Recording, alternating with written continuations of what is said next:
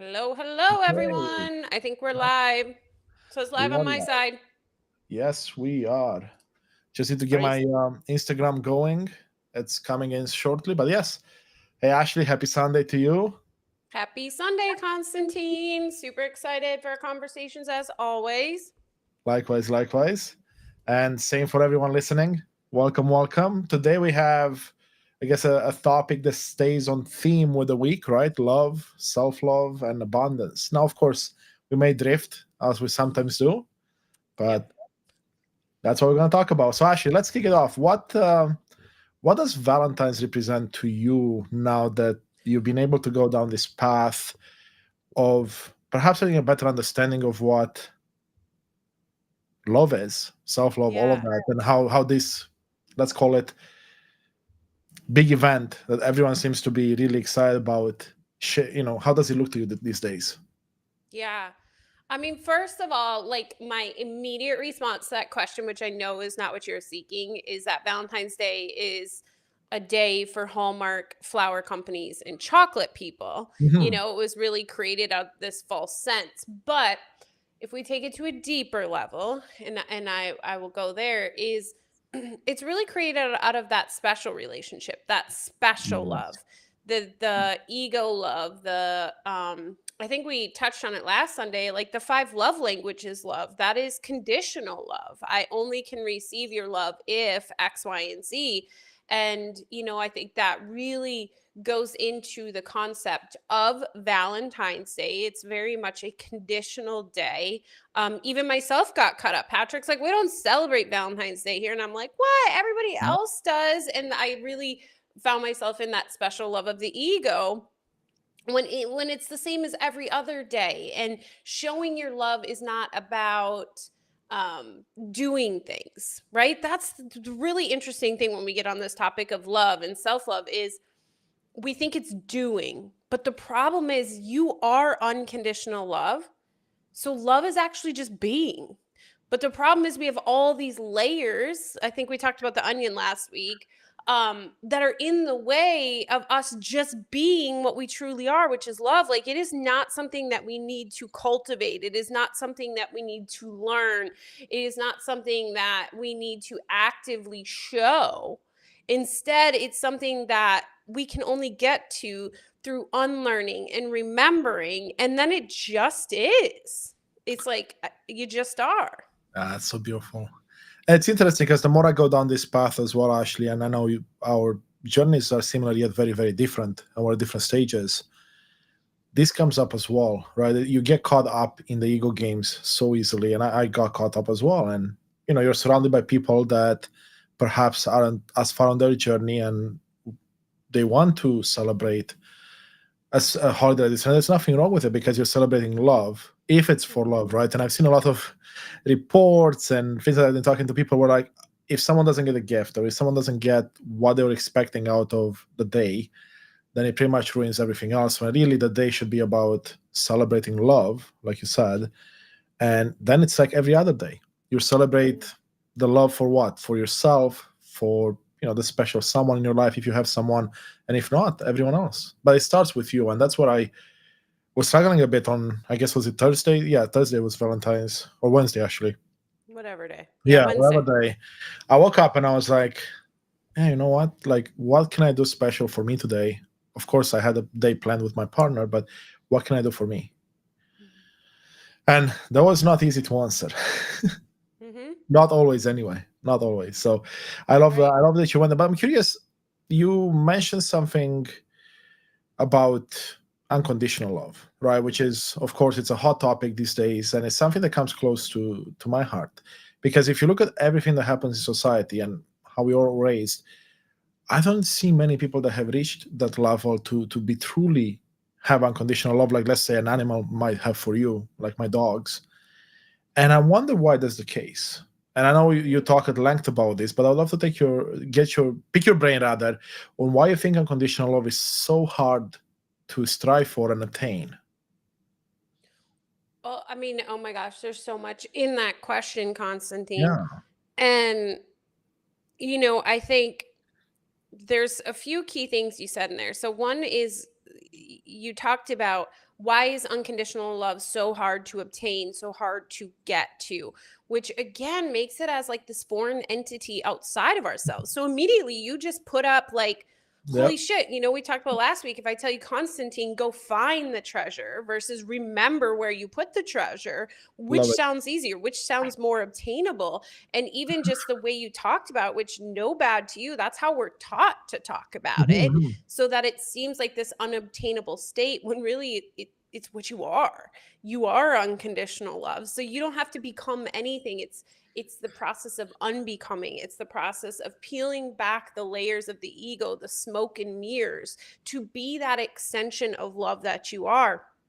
I want to touch base a little bit about on your guilt about the day and celebrating it. So first of all, no ill will on anyone. Like that's just our choice. And the goal here is not to place weight on anything. So essentially, if I place weight on celebrating it, like you talked about, where people are like, if I don't get a gift, if I don't get this, if I don't get that, you've placed weight. Is just as bad if you place weight on like, I'm not celebrating Valentine's Day because it's crap and it's this and it's that. So it's weird. Like you just got to be in the middle. Like, yeah, celebrate it. Yeah, don't. There's no salvation contingent on it, meaning your happiness and peace, right? Mm. And I think a lot of times in everything we get caught up in that. But you said, what could I do special for myself today? The goal I believe we're both on, even though our journeys look different. And I think the majority of the spiritual movement's goal is, you know, Eckhart Tolle says, like, the power of now. You know, Ram Dass says, be here now. We're all focused on living in the present moment so much. So my question is, if we're so focused living on the present moment and we have this intellectualized understanding that all that exists is the present moment, then why are we waiting till a certain day? Because in fact, that day never actually exists except for in the present moment. So why would you have been waking up on Wednesday been any different than you waking up on Tuesday? Exactly. I love the question. And I love the No, perspective. that's really a question to you. I want to hear you. Oh, Like, what are your oh, wow. thoughts? Okay, okay, okay, okay. I thought it was more like a rhetorical question. No. It has to do with looking externally, right? It's that conditioning that you talked about. And for those listening, and I think you know this part already, but for those listening that don't know, I was someone that always looked externally for answers, meaning that I thought that everyone else had the answer and I had to listen, right? Teachers, parents, mentors, coaches, whatever. And to answer your question, that's pretty much the same way I see it. It's like, yes, I've made a lot of progress. I've gotten myself to a point where I listen to myself a lot more than I listen to anyone else. But at the same time, the ego game still gets played. Or it's like, oh, but you know, everyone is talking about you gotta do this, this, this, and this. And you don't realize when kind of your story ends and someone else's begins. And that's kind of how it feels to me. It's like I was tapped into someone else's opinion on what this should be or shouldn't be, as opposed to, like you said, finding it within me and remembering that this is, hey, no different than any other day, no different than the present moment that I should be in all the time, right? Or I get to be in all the time, rather. And that's how now, in retrospect, as you pointed out, it's so obvious, but yet in the moment back then, it wasn't, right? Because you wake up, someone has some nice flowers for you or a gift, and it reminds you of like all the previous things you've heard about this particular holiday in my case. And like, oh, you know, okay.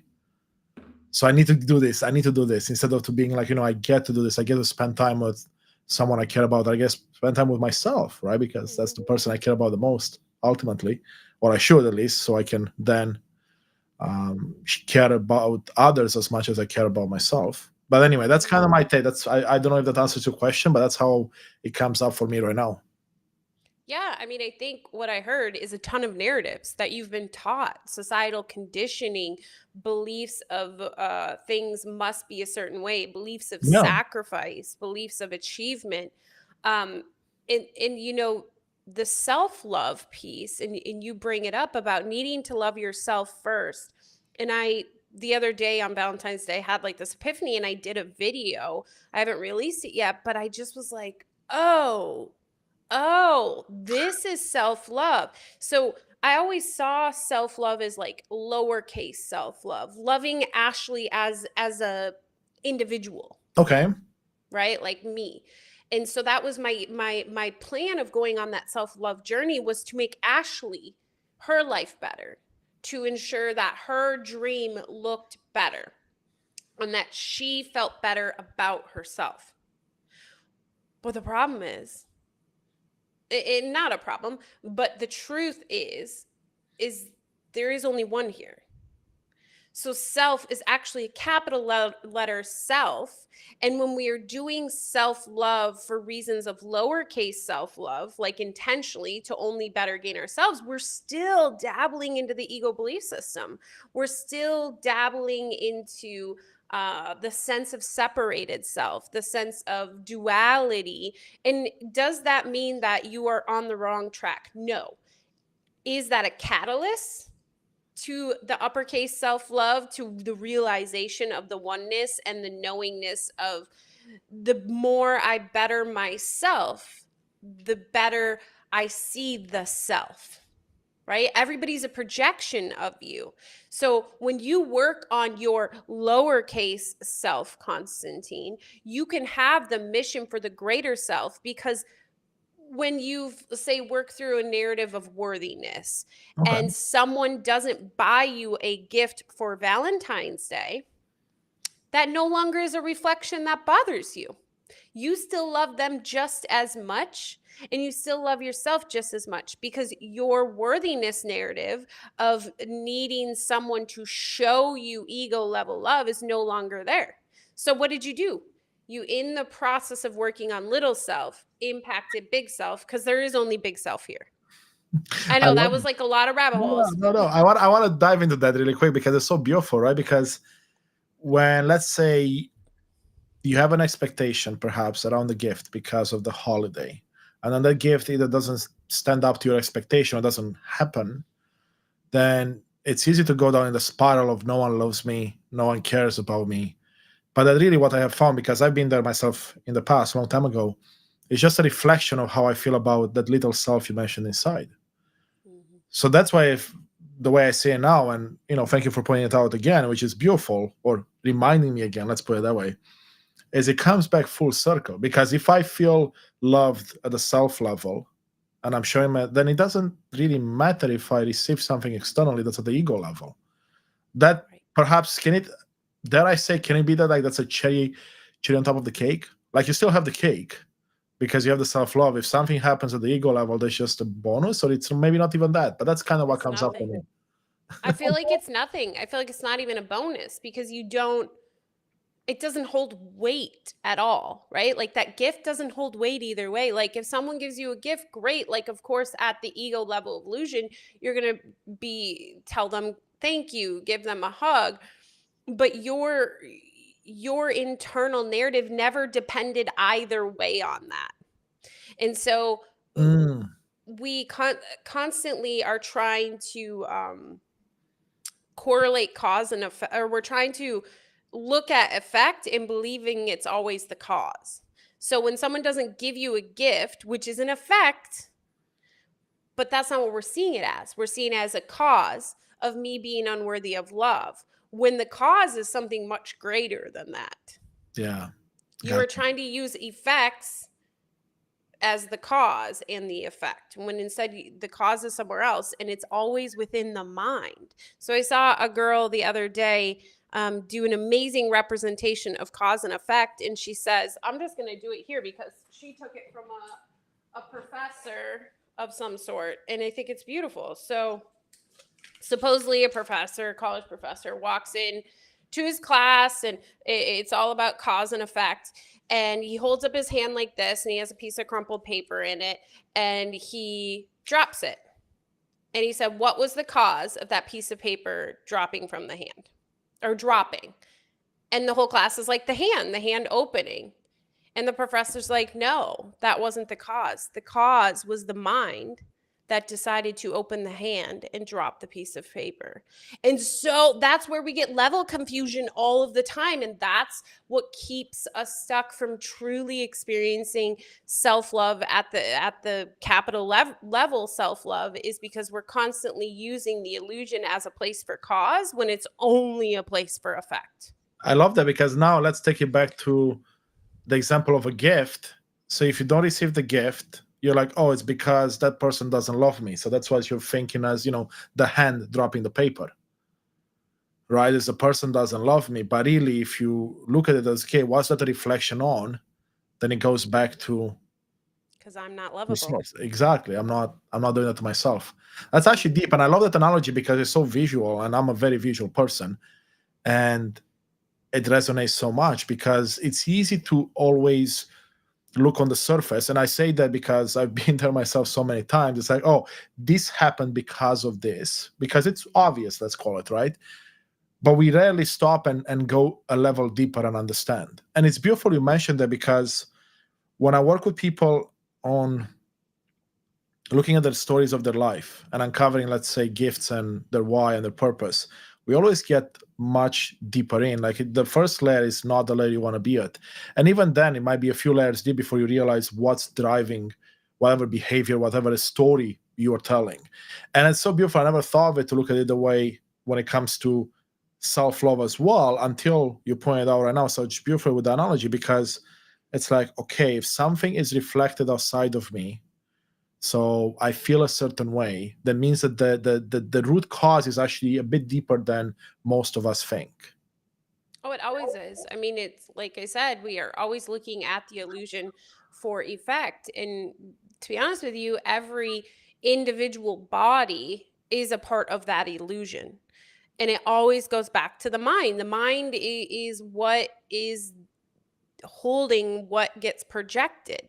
So the cause is always back at the level of the mind. Like they're it was so beautiful. A client of mine is listening to Gary Renard's book, The Disappearance of the Universe, which I highly recommend if that resonates to anyone to listen to it. And she came to me, and I've listened to this book a million times, and she's like, there is no problems. And I was like, there is no problems. There isn't. There's only your perception of an external event that deciphers it to be a problem. There literally is no problems.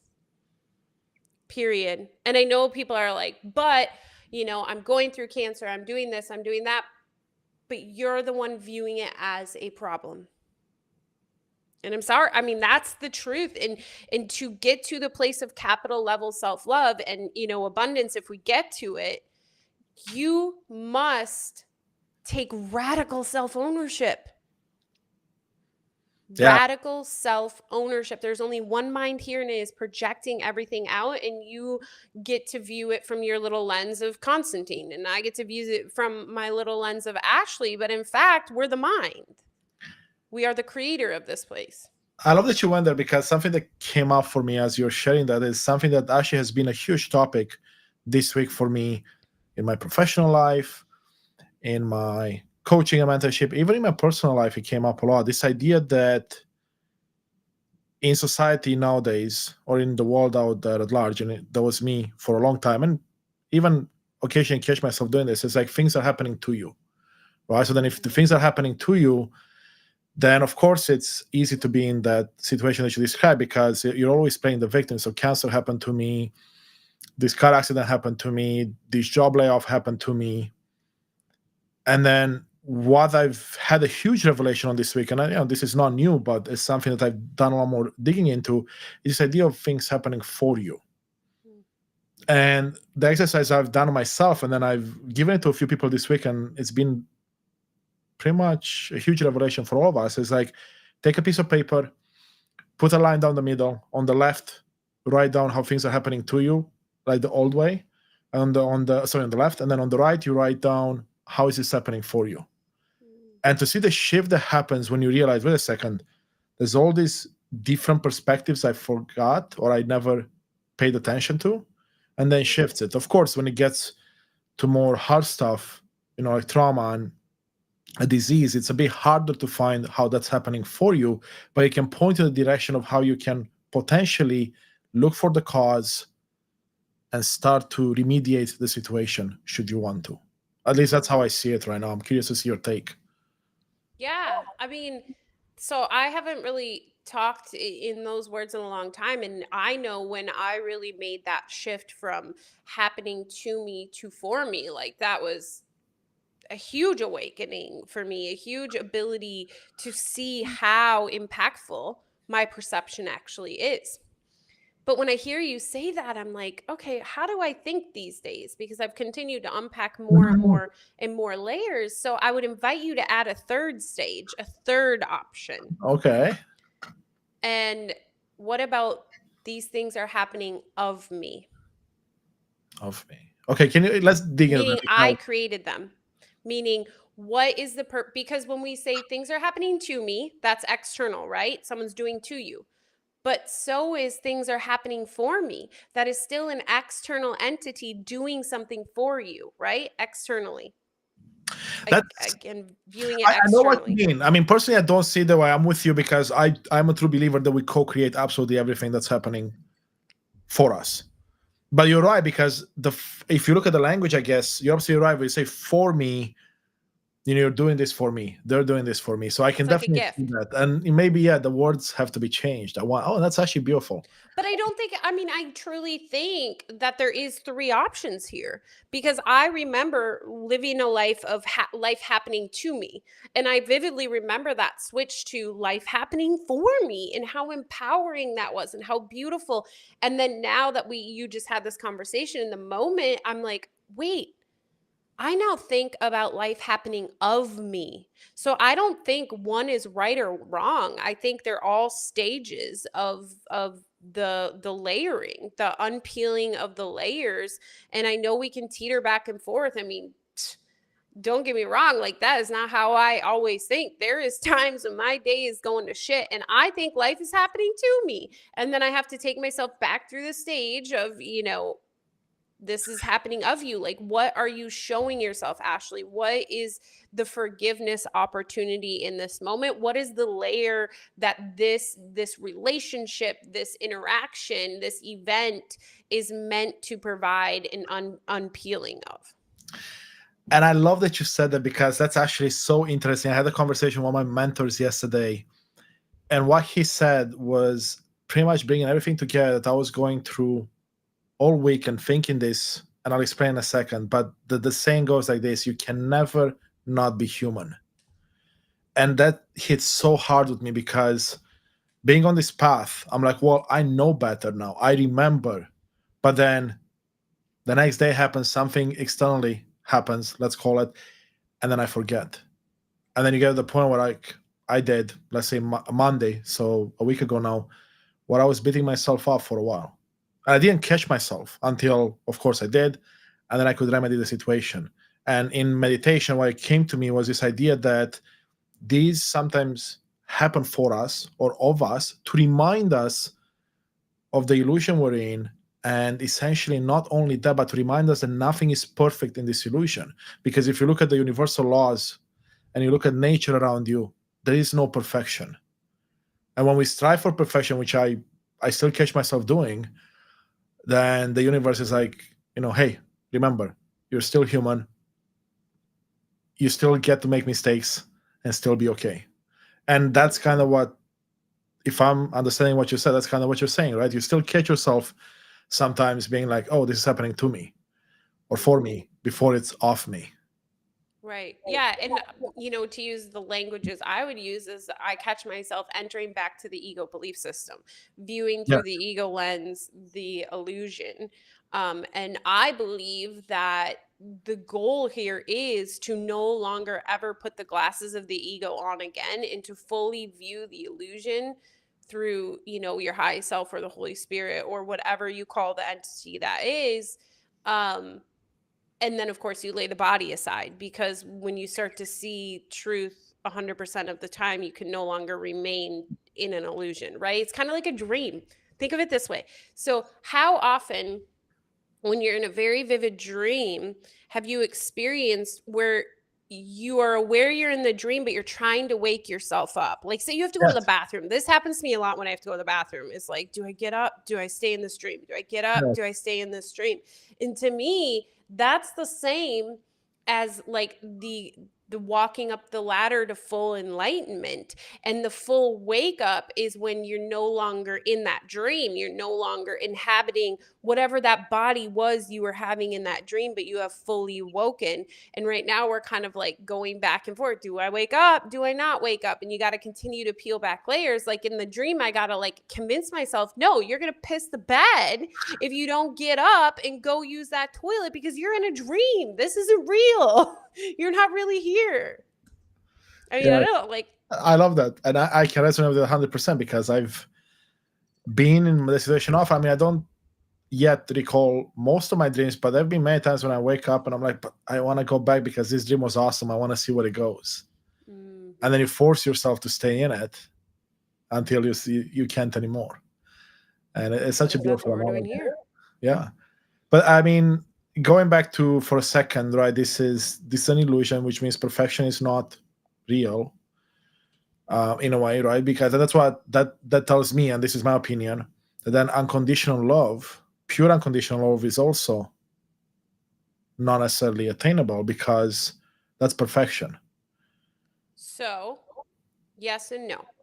The reflection of unconditional love exists within the illusion because that's what we are. So, the holy grail of getting there, of remembering, of just being, is that enlightenment I talk about. So, it'd be like that final Yeah. stage of where you really know you got to go to the bathroom and you're pulling yourself out. Like it's that final stage. But really, what I believe is like God makes that final step. He grabs you and brings you back to where home is, where truth is. But the reflection exists here. But yes, you are right. In this illusion, true unconditional love does not exist. So that is the problem we always run into when we are seeking that unconditional love in the illusion. It can never be found there. That's why literally, I don't care how happy you are in your marriage or how much you love your partner. There are times that they have irritated you, that they have frustrated you, that they have made you angry, because true unconditional love cannot be found in anything that is of the illusion. And that extra body is of the illusion, right? The body is an illusion. So Patrick is a part of his body is a part of the illusion. Now his actual being of what he is a piece of the spirit, like the one spirit that is here. That is how you can create a holy relationship through him. I can see that our relationship as bodies is meant to be some of those life happens of me moments, right? Like here's an example. When we first got together, he cooks. He's an absolutely amazing cook. And I'm so blessed because for so many years when I was married, I was the cook. And I was so resentful. I was like, why can't anybody else in this freaking house cook? Why do I always got to cook? And now the coin is flipped of duality, right? Patrick cooks all of the time. But when we first got together, I wanted to cook him something. So it was super easy. It was grilled cheese. And like I was a master at making grilled cheese, or was back in the day because I had a son and he loved it. I burnt the freaking grilled cheese, Constantine, like charred. But Ooh. you would have thought that World War III was happening. The rage, the sadness, the pain that came boiling out of me was incredible. It was absolutely astronomical because it prickled a whole bunch of narratives, right? If I'm not perfect, I'm not accepted, like tons of worthy narratives. And thank goodness Patrick was at a different place in his life, and he just held this safe space for me. Because what I was really doing, I was trying to project out with attack and get him to meet me with attack.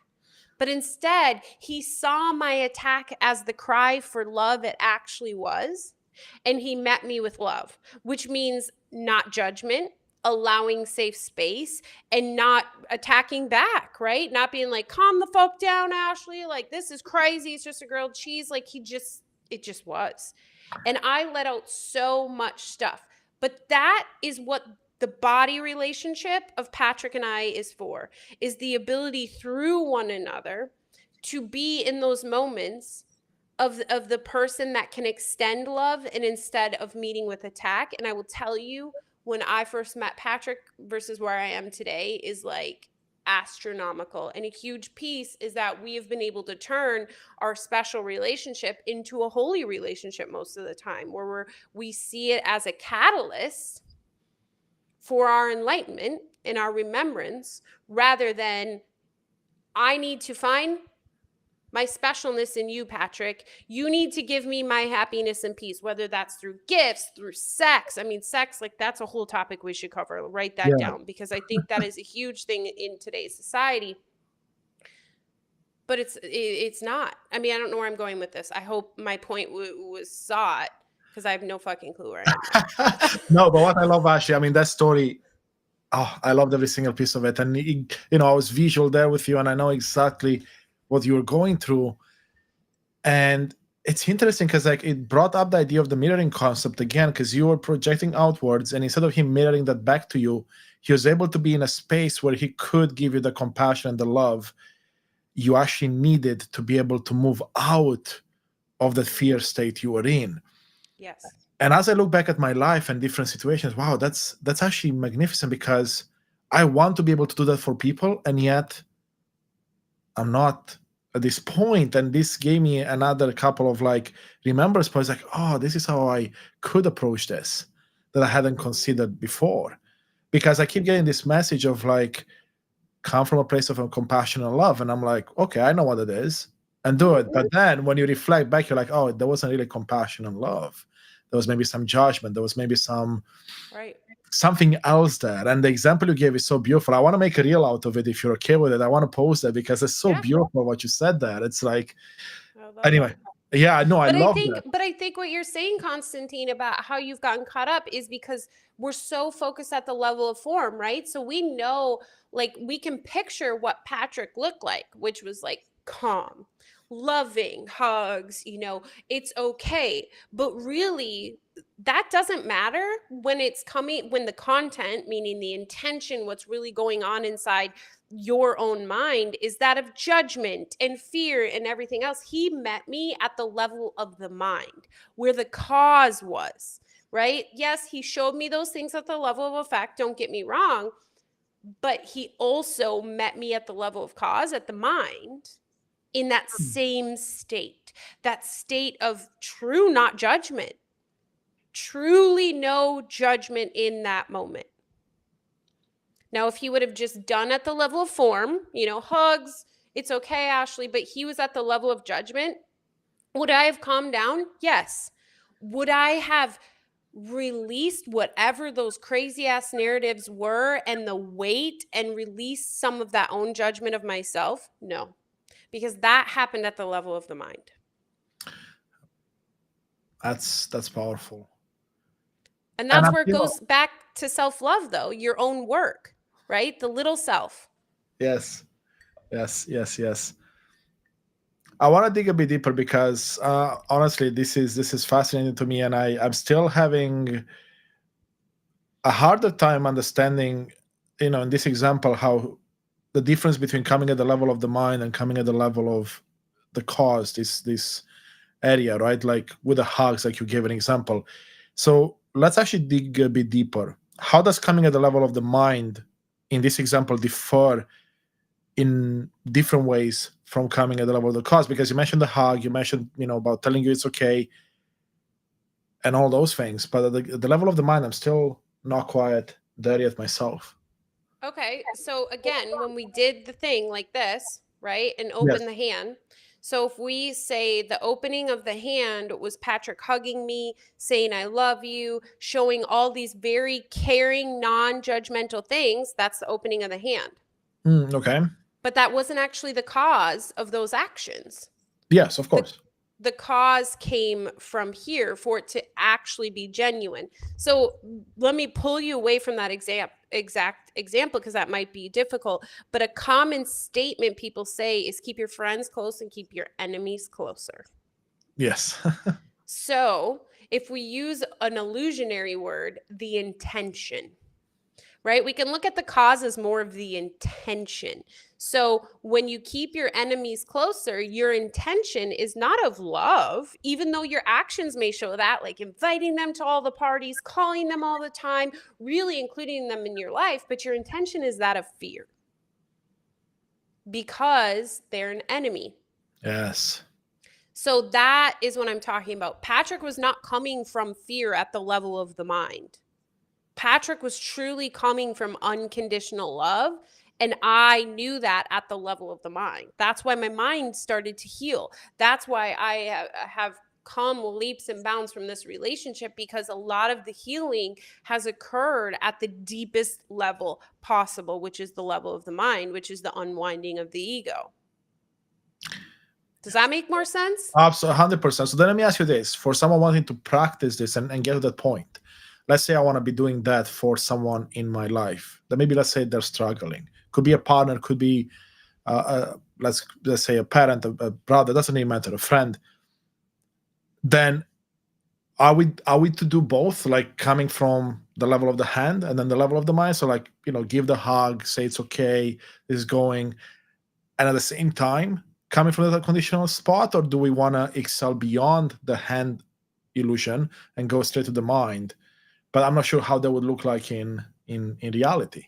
That's what I'm at right now, but I love everything you said.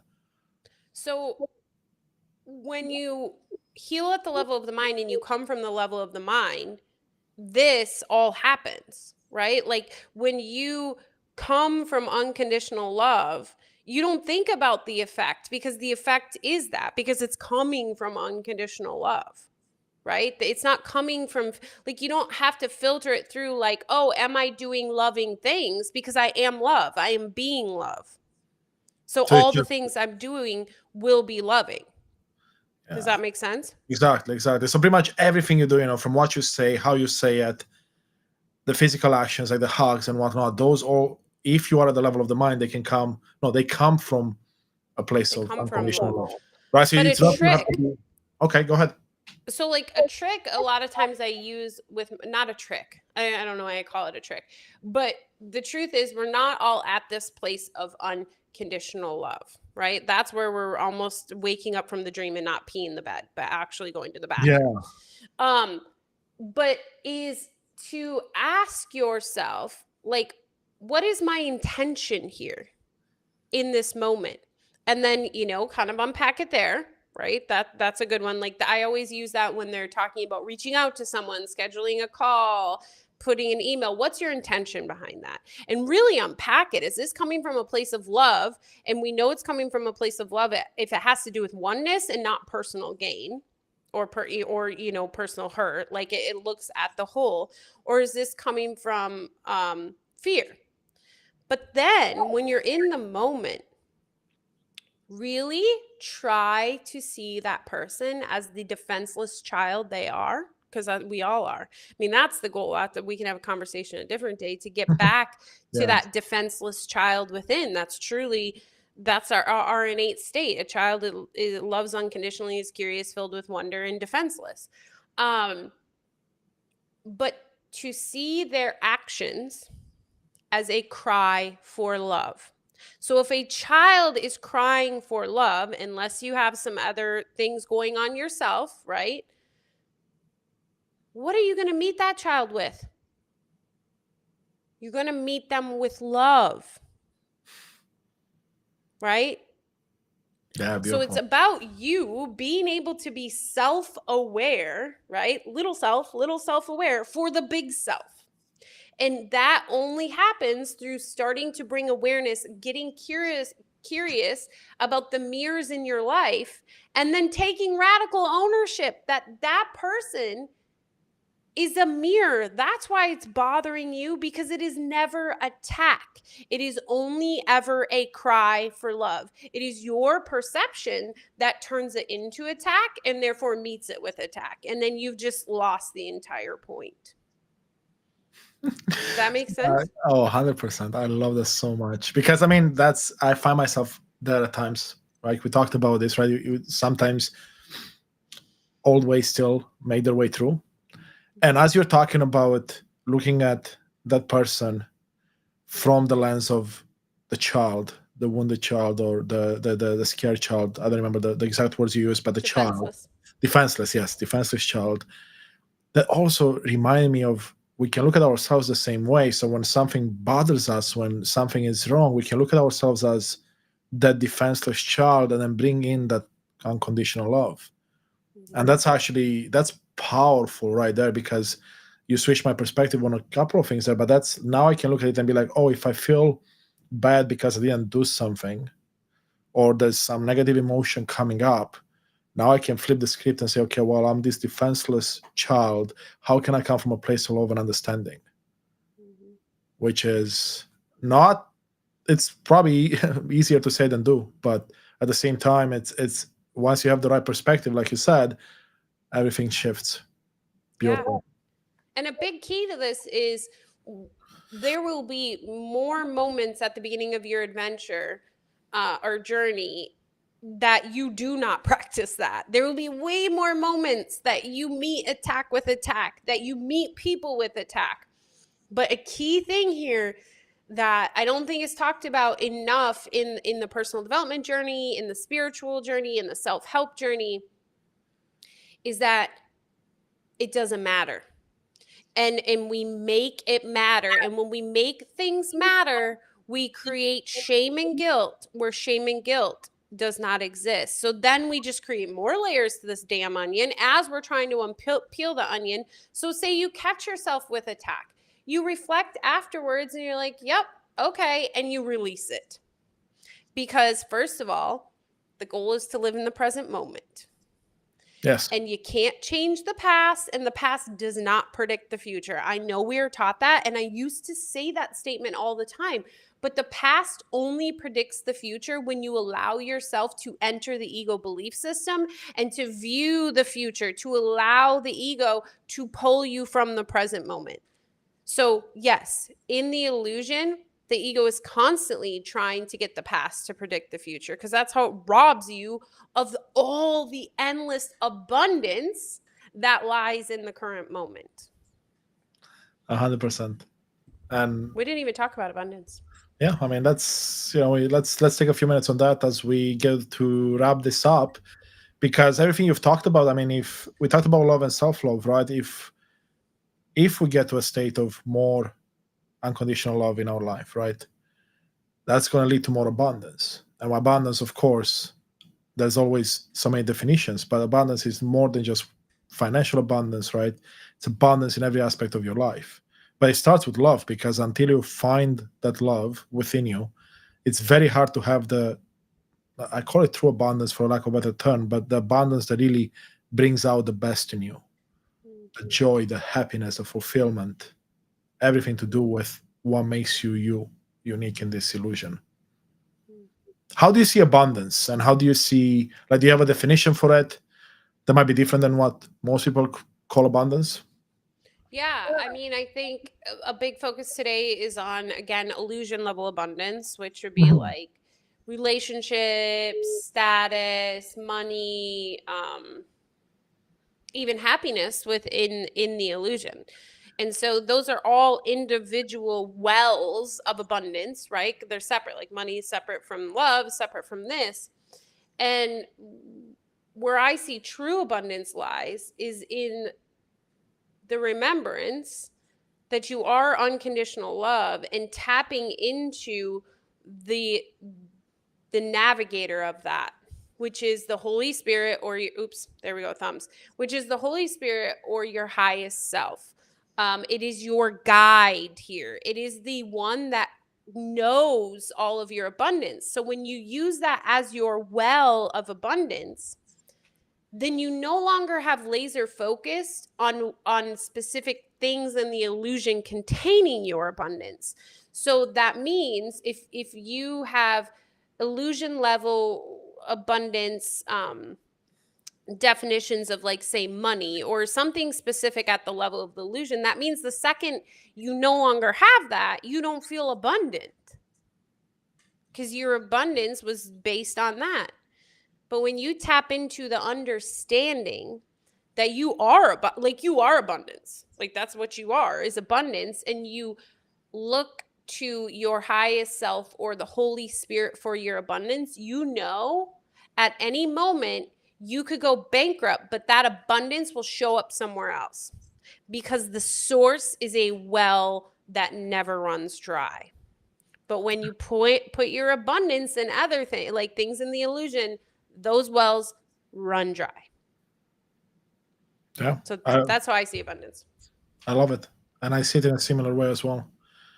Now, mind you, it takes a while to get to see that every day, right? Because I still get caught up, like we talked about earlier, in different illusions like this, where abundance may be more material than it should be. And material, it could be anything from, like you said, relationships to actual material things like money and possessions and whatnot. Powerful, powerful, Ashley. I know as we are coming up here, we're at like 45 minutes as a beautiful conversation here. Is there anything else that comes up for you that you want to share, either with me or everyone listening? Because I know we covered some really big topics here, and there's a lot to reflect back on. Oh my gosh. I hope that our conversation, granted it's after Valentine's Day, everybody had an experience of that. And hopefully our conversation, Constantine, allowed people to have a mirror of, what did that experience, what did it represent for you, and the ability to now see it as that instead of maybe the attack or the pain or the suffering or even the opposite, right? I think often we focus so much on the negative and that being a mirror.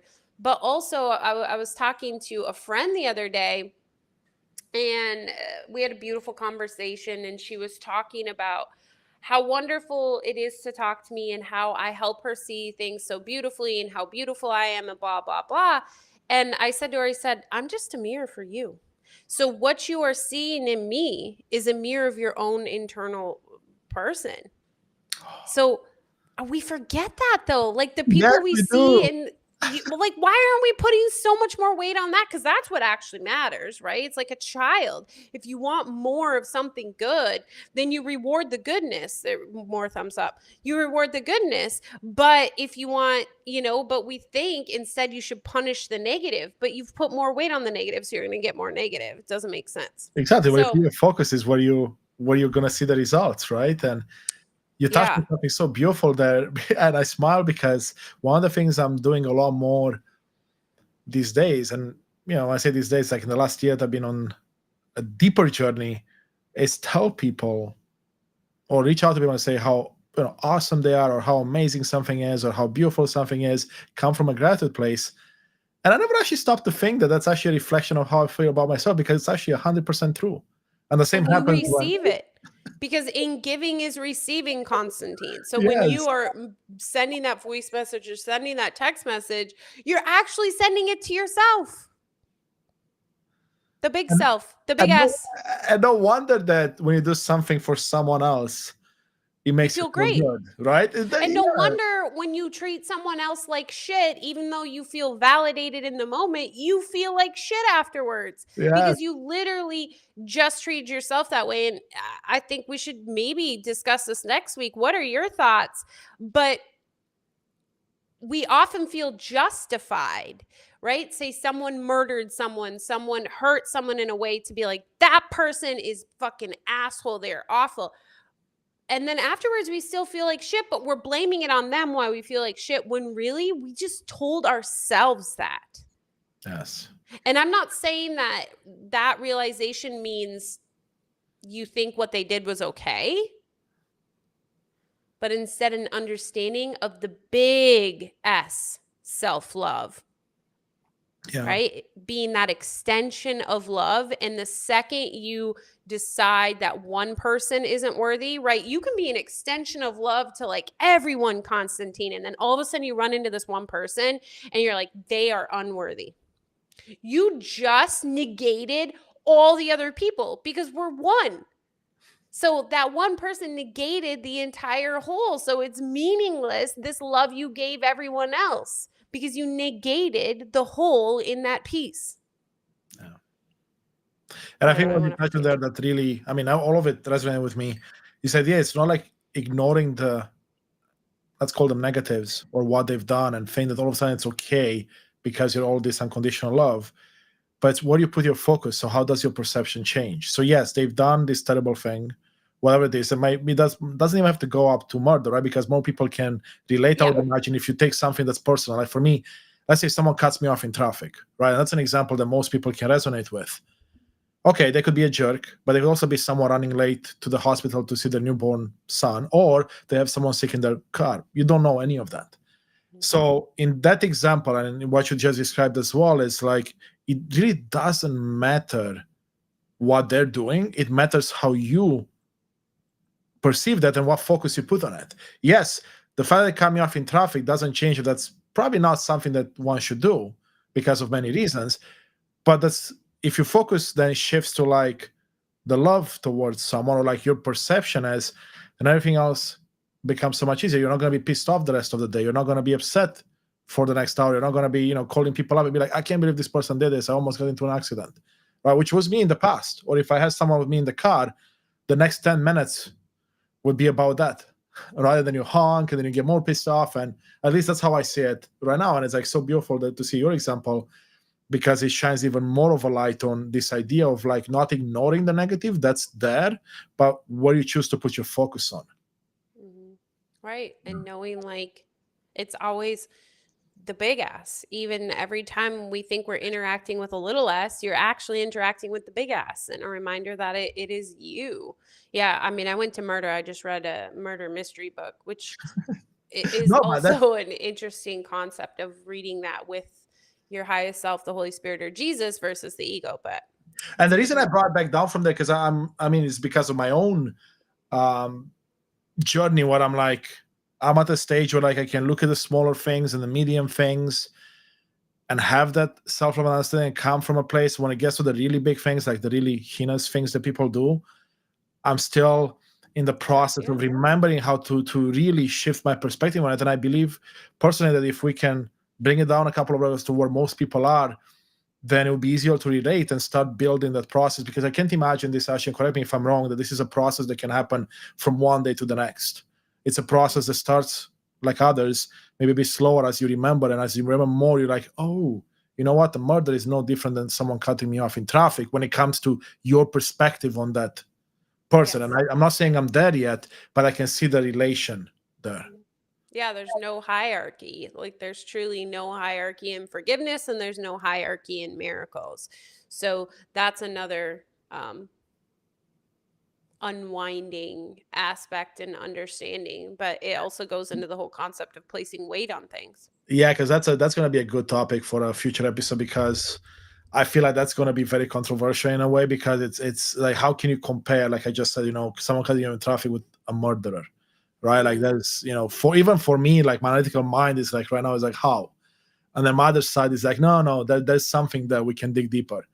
And I feel like that will make a very interesting conversation, maybe even for our monthly meeting on your Patreon. And speaking of that, as we're coming up here, tell people about your Patreon and where they can find you really quick.